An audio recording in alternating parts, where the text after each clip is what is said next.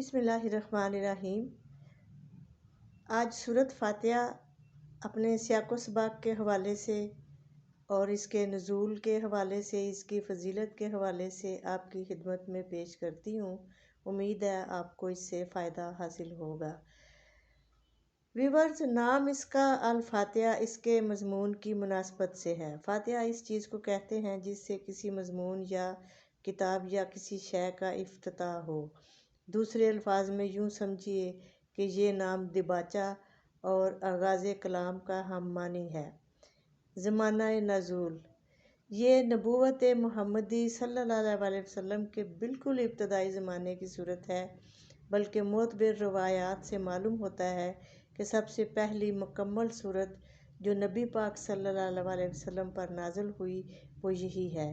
اس سے پہلے صرف متفرق آیات نازل ہوئی تھیں جو سورۃ علق، سورۃ مزمل اور سورۃ مدثر وغیرہ میں شامل ہیں۔ مضمون: دراصل یہ سورہ ایک دعا ہے جو خدا نے ہر اس انسان کو سکھائی ہے جو اس کی کتاب کا مطالعہ شروع کر رہا ہو۔ کتاب کی ابتدا میں اس کو رکھنے کا مطلب یہ ہے کہ اگر تم واقعی اس کتاب سے فائدہ اٹھانا چاہتے ہو تو پہلے خداوند عالم سے یہ دعا کرو۔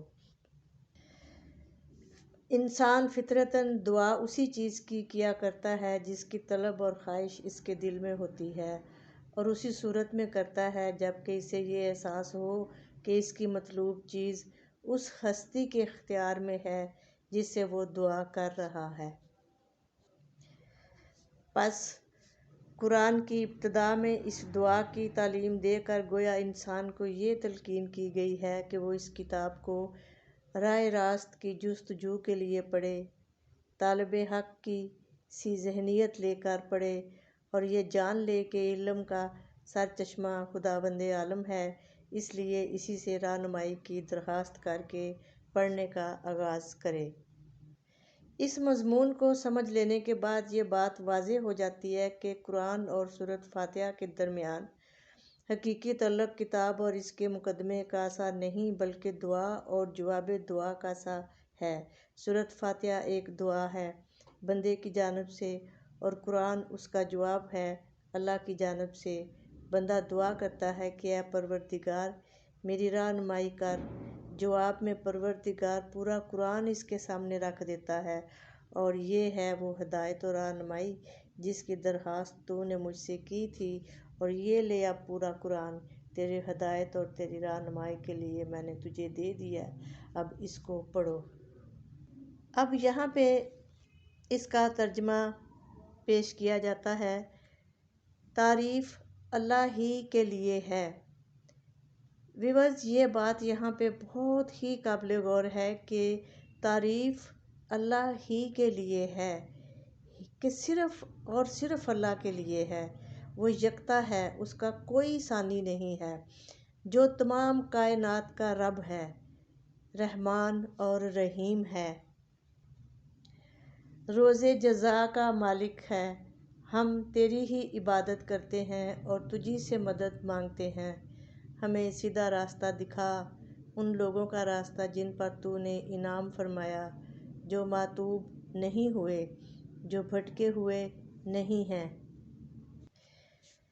اسلام جو تہذیب انسان کو سکھاتا ہے، اس کے قواعد میں سے ایک قاعدہ یہ ہے کہ وہ اپنے ہر کام کی ابتدا اللہ کے نام سے کرے۔ اس قاعدے کی پابندی اگر شعور اور خلوص کے ساتھ کی جائے تو اس سے لازماً تین فائدے حاصل ہوں گے۔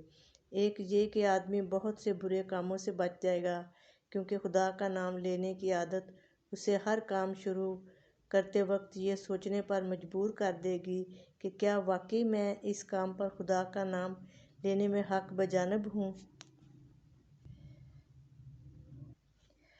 دوسرا یہ کہ جائز اور صحیح اور نیک کاموں کی ابتدا کرتے ہوئے خدا کا نام لینے سے آدمی کی ذہنیت بالکل ٹھیک سمت اختیار کر لے گی اور وہ ہمیشہ صحیح ترین نقطہ سے اپنی حرکت کا آغاز کرے گا۔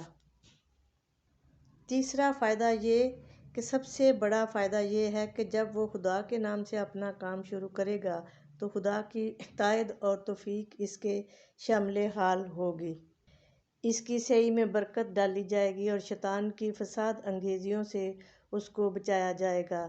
خدا کا طریقہ یہ ہے کہ جب بندہ اس کی طرف توجہ کرتا ہے تو وہ بھی بندے کی طرف توجہ فرماتا ہے۔ کسی انسان، کسی فرشتے، کسی دیوتا، کسی سیارے، غرض کسی مخلوق کا کمال بھی ذاتی نہیں ہے بلکہ اللہ کا عطیہ ہے۔ پس اگر کوئی اس کو مستحق ہے کہ ہم اس کے گرویدہ، پرستار، احسان مند، شکر گزار، نیاز مند اور خدمت گار بنیں تو وہ خالق حقیقی کمال ہے اور نہ کہ صاحب کمال۔ رب کا لفظ عربی زبان میں 3 معنوں میں استعمال کیا جاتا ہے: مالک، آقا، مربی، پرورش کرنے والا، خبر گیری اور نگہبانی کرنے والا۔ عبادت کا لفظ بھی عربی زبان میں 3 معنوں میں استعمال ہوتا ہے: پوجا، پرستش، اطاعت۔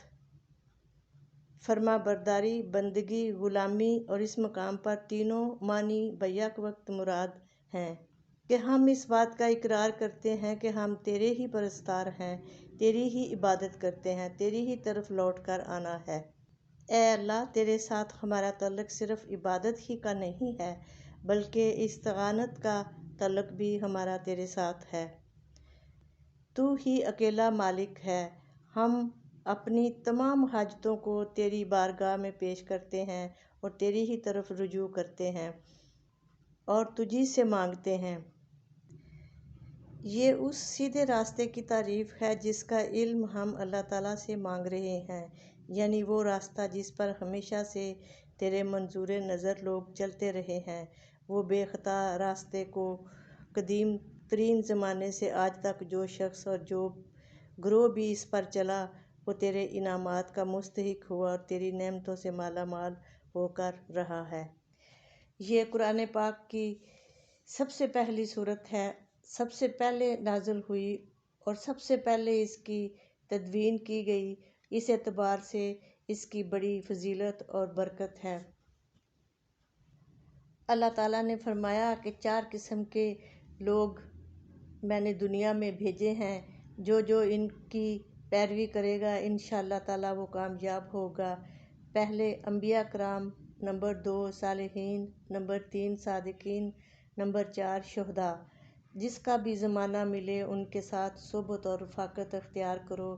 صحبت اور رفاقت ہی انسان کی ترقی کا معیار ہے۔ جب انسان تنہا بیٹھا ہوتا ہے تو اللہ اسے دیکھ رہا ہوتا ہے اور اس وقت وہ اللہ تعالیٰ کی رفاقت میں ہوتا ہے۔ اللہ تعالیٰ کی رفاقت جس کو نصیب ہو جائے وہ دین و دنیا میں کامیاب ترین انسان ہوتا ہے۔ 2 عالم سے کرتی ہے بیگانہ دل کو، عجب چیز ہے لذت آشنائی۔ لذت آشنائی اسی چیز کو کہتے ہیں جو انسان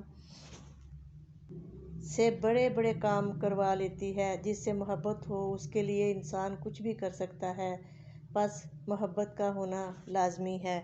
اور اگر آپ کی محبت اللہ تعالیٰ سے ہو جائے، اس قرآن پاک کو جو کہ اللہ نے آپ کو انعام کے طور پر دیا ہے اور ایک مکمل ضابطہ حیات ہے، سورۃ فاتحہ کو پڑھنے کے بعد قرآن کی ابتدا ہو جاتی ہے اور وہ انعام ہے تمام انسانوں کے لیے۔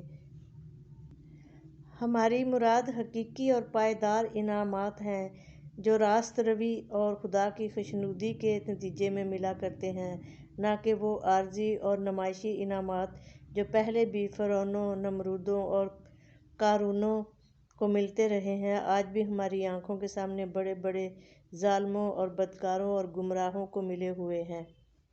اے اللہ، ہمیں وہ انعامات عطا فرما جو تو نے اپنے نیک لوگوں کو عطا فرمائے تھے۔